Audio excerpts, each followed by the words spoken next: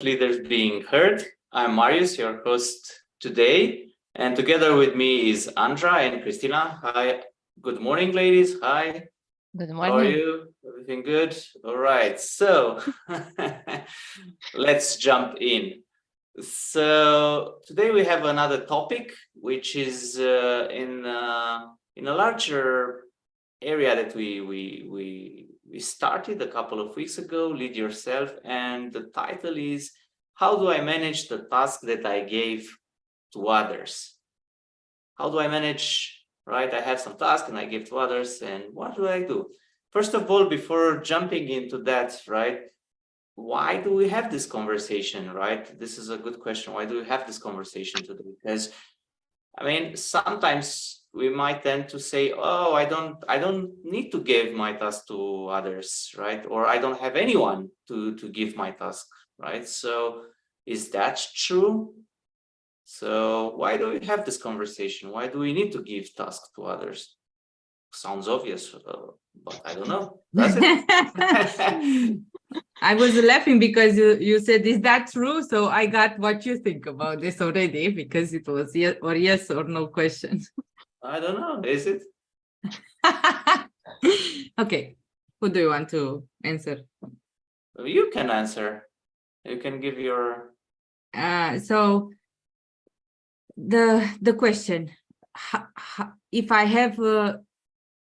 Why do we have this conversation today, right? Why do we need to give tasks to others, right? I mean, one can say, I can do it. Why should I do it? It's faster. First, let's say you are a team lead, so you give to others, yes? And then the conversation will be, how do I manage that? And I think you are pointing to when I'm a team member, I don't have anyone else to give the tasks to. And well, that is not 100% true.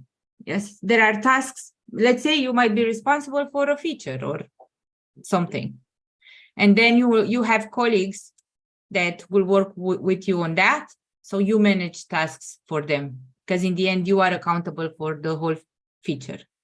That is one scenario, and then it can be you have your task and you ask for help from your colleague. Yeah. Let's work together on it, or can you help me with this part? I know you are good at this. So you can, and they can say, no, I'm in the middle of something. They can say yes. Yes. So the idea is ask for help when you need it. So we have this conversation because you need help. Okay, got it.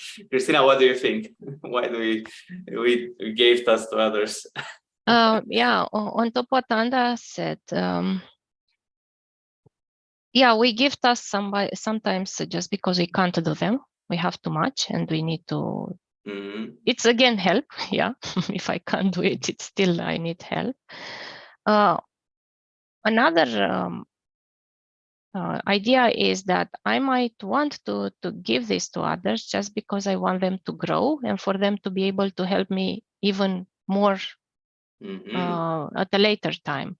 So to give the opportunity for the other people in the team or my colleagues to have new experience and to grow their skills, their experience overall. So it's not only when I can't do it, but also when I want somebody else to do it because it helps. Yeah, so I love it what you said, like it's also about growing, right? It's not about I know it, I can do it, or I don't have the time, right? It's also about giving opportunity to others to discover, to learn something new, and to this happens at the level of leading. Yeah, at the level of leading. Yeah, at the level of being colleagues, yeah, anything I can think of is about needing help. Yes. Okay, got it. So first of all, okay, so we identify why we're having this conversation in general. Why do we need to give to others, or why do we choose to give tasks to others? Let's put it like choose, not need. So now we touch a bit this, but can we go deeper? I would like to go deeper into how do we identify, right? What are the tasks that you gave to others, right? That you are asking others to fulfill on it.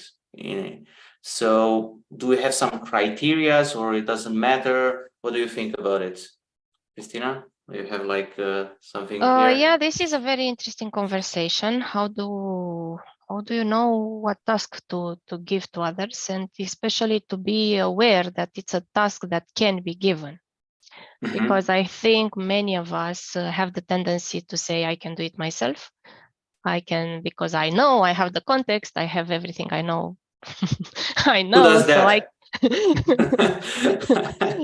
yeah, exactly. Yes. So it's difficult to fight this inertia, like I can do it, but it may be at the beginning. So what you get used to delegating tasks, to giving tasks to others, and to establish that relationship where you see that it works. I think it does not. I mean, it's not that difficult to identify the task, and maybe some people get to give everything. Well, these are extremes. But yeah, so once you are aware that you can give a task, then it is who can do that, right? I mean, you have Mhm. some people in the team, you have some people that you can think about, and the idea is, who do I choose? Do I know their space? Do I know their priorities? Do I know their current, I don't know, availability? So there are some criteria that I need to think about when I have to delegate a task to somebody. And in the end, it's about also, yeah, the conversation. So I might think that somebody is suitable to do that, but Mhm. I need to get into the conversation with the person and check if it's really valid what I thought. Mm-hmm. So I get it. It's more like when you think of it, it's more like who can do this, right? And if it's available or not, right, to do this kind of things, right? This is something that. Yeah. Okay, got it. What do you think about this, Andra? I don't think I have anything to add. You Like don't as have Christina anything? said, I think it's important the same to know who can do that and to be clear what you want them to do. Like, Mhm. okay, this is I think it's a time in which you spend with yourself to look, okay, these are the things that need to be done. Am I doing something? Probably not, would be better if you have other things. And then to see, okay, what are the things? It depends what it is. Yeah, like, Mhm. but it's to look to be clear, okay, this part, and then, as Christina said, have the conversation with the person. This is interesting, right? So this touches my next question in a way, is like when you have something, right? You would decide it, right? Oh, I have this idea, this task, or this activity that I want to for someone to do it instead of me, right? So the question is, how do you prepare, right? Or do you need to prepare? What is there in a way that you need to have in order to ask somebody else to do it, right? So this is something that I don't know how is it like, does it matter if the person is a senior or a junior? Are you just sending an email and saying, oh, can you do this for me? Or are you having a conversation? So what is the process, right, behind actually handing over, let's say like this, an activity, a task to someone? What do you need to consider when doing this?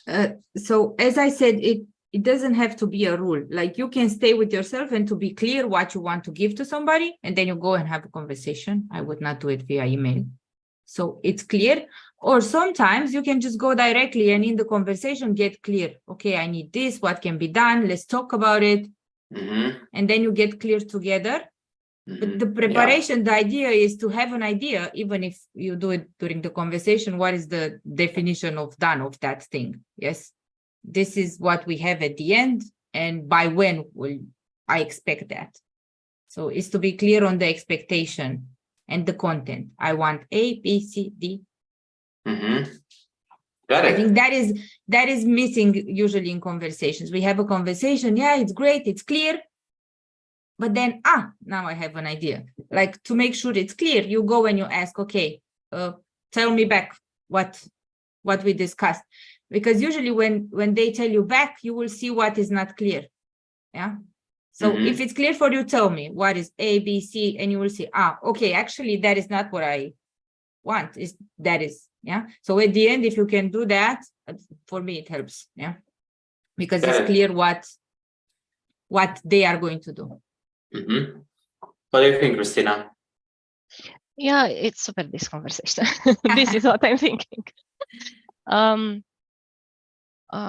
Yes, I like what Andras said, like you can build the definition of done during the conversation. So even if you have, if you're not clear with what you enter into the conversation, but it's important to finish that conversation with some bullet points like that.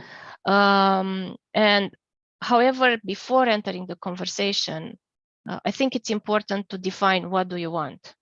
I mean, even if it's not clear with bullet, but to define the objective, the goal, the target somehow, like to have something to look back. And if I forget, if I come back 3 days after I got the task and I forgot what it was about, something to be there written and I can reconnect to the idea. And also, if the topic is too complicated, in a conversation, I cannot end up with the bullets, like what Andras says. I think what we can do as a next step is let's meet again, think about it, let's meet again.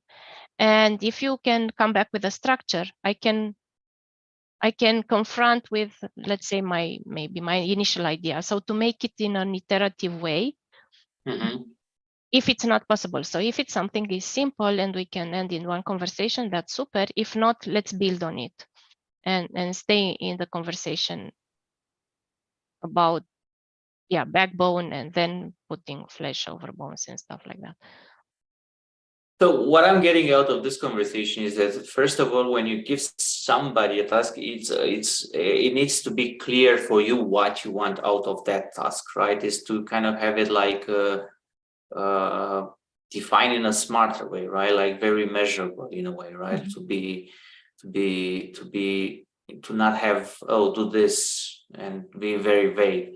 This is one thing, to have it like very clear, the outcome. The second, what I get is also to have a conversation, and that conversation to kind of plan, right? To kind of be curious on how the person is going to approach the topic and if he understands what is there, right?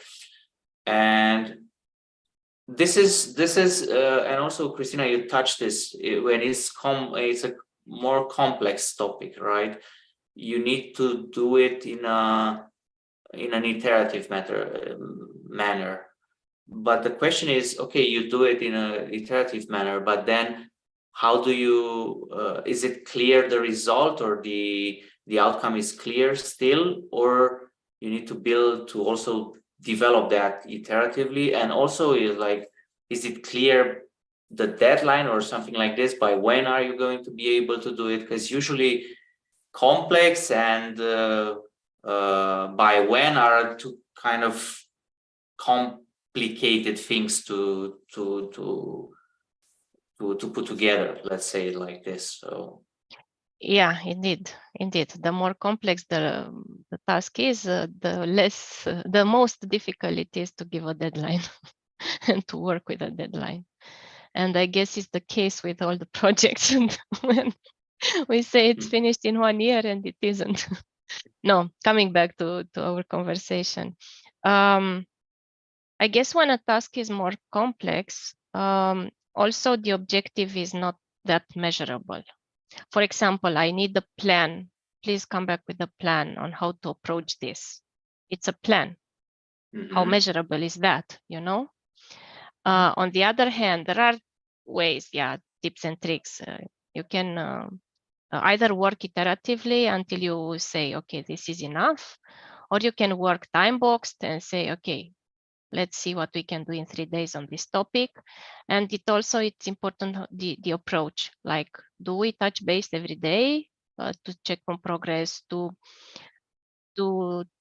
align on expectations, or so it's the process in itself, how it goes. And if I give a task, it's important that I am still there in the conversation. So it's not I give it, I go on vacation and I come back and I expect.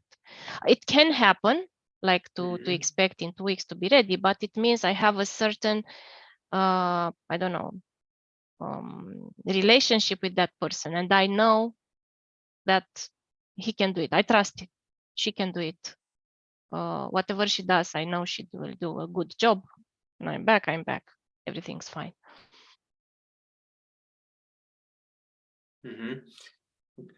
Thanks. I just want to go back a bit to this interaction, right? We said like you have it clear, then you kind of have a conversation with someone, right? And I'm going back to you, Andra, and I'm thinking like, when you go into a conversation, do you need to kind of prepare, besides like the technical aspects, like, having clear what is there to be done? Because usually if I'm going in a conversation, I know that person is like, he doesn't do whatever he doesn't deliver on time, or I have a certain way of looking at that person. This might affect the conversation, right? And it's the same when I'm in a conversation or someone gives me a task, right? And I'm thinking, oh, is this project manager again, or this client that is like always doesn't have it clear, and so on. So there is a certain way of interacting prior to that is, let's say, like prior for this, like given prior to the meeting, based on our experience, on our previous interaction. So there is something here to be dealt with in a way, right, before going in this kind of conversations. So what do we do if we don't trust that person that they will deliver? We don't trust them. We have a certain experience with them. Yeah, that experience tells us you need to be careful. They might not deliver on time. Yeah. Okay, so you are asking what to do before that, if there is something that you can do. Yes, I like it because my questions are not clear. Okay. So I'm thinking is well, it can be, depends. We going through micromanage, yes, and that is why leadership is great, because you cannot have a clear structure. Yeah, always you need to be flexible. So the idea is also what you need. Like, even if you trust that person or not, it's not about trusting that person. It's about the task itself. Yes. What do you need to know that the progress is going? Okay, me that I gave you the task, let's check in tomorrow, or let's yes, it's to look at what you need and to have it at the end. Okay, so next time, actions. I go back to the end of the meeting, actions. We meet in 2 days. Yes. You will work on that. We expect that you finish that. Yes. If something happened meanwhile, something is happening meanwhile, let me know. You can request that. If you see that is not going to happen, let me know. And then you get out of that. I trust them, I don't trust them. Yes, probably with some people, and especially at the beginning, if they just came, you will check in more often. So it's for you to see, okay, I'm checking with this person every 2 days. Doesn't work. Okay, then it did not work. It was not complete. What do you need? Let's check in. So you learn what you need with each person by interacting. If it's 2 days, it doesn't work. You want to check in every day. You need that. If they say no, okay, but it did not work. What do you need? So it's you build on top the relationship. So it's a process where what I got from what you share is it's a process where you basically have an action, but also you kind of iteratively adjust those actions in a way, right? Like you mentioned, like every 2 days you're checking, and maybe this is what you need. You can ask, what do you need? Do you want me to check in every day? They might say no, check with me in a week. And I might say, look, it doesn't work. I want to know the progress, so I will check with you in 2 days. So you can agree together how that is going to be managed. Yes. And this is from the side that gave the task, right? But what is the one receiving? Let's put it like this, because you also like can say, oh, this customer or this project manager or this business analyst, you have like a certain experience with them, and you bring to the conversation that experience without knowing it, right? So what is there to be done as a receiving end? Let's put it like this, because I got it from this.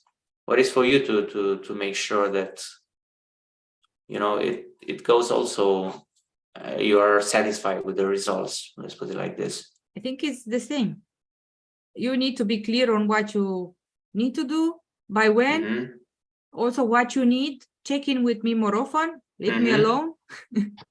Yes, it's the same. You can do your checklist. Okay, is this clear? Okay, so maybe it's not clear today. I will come back to you tomorrow. Yes, or something. It's not only the one that gives the task needs to be responsible that everything is going on. You also need to get what you need to finish the task, and to go back and to say it won't be finished in a week. I just saw now that it won't be finished in a week. But that is it depends how you work on yourself and the self confidence when you go and say that, oh, they expect to be done in a week. What do I do? As you said, oh, that person, they gave me, it's all about the other. And then you cannot be responsible to go and say, this is what it is. I won't finish in a week. Got it. Christina, what do you think? Because I see I'm on fire. It's a complicated conversation, yeah. Yeah, from the receiving part, it's also that I need to make it clear, yeah, what is expected from me. So even if I think I understood, in 2 hours from now, do I have the same feeling? Because it happens sometimes in the conversation, everything seems clear, and you go back to your desk, and all of a sudden, I don't know, everything turns foggy, turns blurry. And that's why I say that, at least during the meeting, to have some notes with the intention to have something to come back to. And in terms of, I can do it, I can't do it. If I can't do it, why can't I do it? I mean, to say, because maybe if it's something that I cannot do it, if I share what I can't do it, maybe somebody else, the person who gave me the task or my colleague, they can answer in 1 minute, So I think it's good to share when we are stuck, or when we think that, when we see that we go in circles, for example, and if we see no progress, go out and share it, because most probably somebody can help you get out of it, even if they only listen to you. So it just helps with clearing the mind and see where you're stuck. But definitely, as Sandra was saying, me as a receiver, I'm also responsible to complete the task. And if I said that it's finished by the end of the week, I have to make to involve my energy that I finish it. And if I realize that it's not possible, then I should say it as early as possible, because the other person would have, or would maybe need to pre-plan, maybe need to engage other persons into. Yeah, maybe we can get help and finish sometime. Maybe we can get help. So it's the most important thing is to stay in conversation, not take it or dive, getting under the water, and come back when you think you're finished, and then you see you're out of air. Got it. Thank you. So now we touched this, but I want to actually go a bit again to kind of make it clear, right? So when you go and give a task, right, you say and you get until next week it's going to be done, right? What is the next thing? You're just going to say, oh, it's next Monday, it's going to be delivered, and I'm just going to, to stay and wait it for my task to be completed. And on Monday, you go to that person and, well, surprise, probably it's not done, or it's done 50%, or or it's done. So what is that you do in between, right? In this period, is it something you check in? You establish a protocol to somehow get an update, or what is to be done here? What is from experience a good way to make sure, because in a way you want that task to be fulfilled on Monday, on the next Monday, right? So you also want to probably unblock the person. So what is to be done here? Is it something what you usually do? I would add here, I would bring here the daily, the holy daily ceremony, which is a great thing happening in the last years.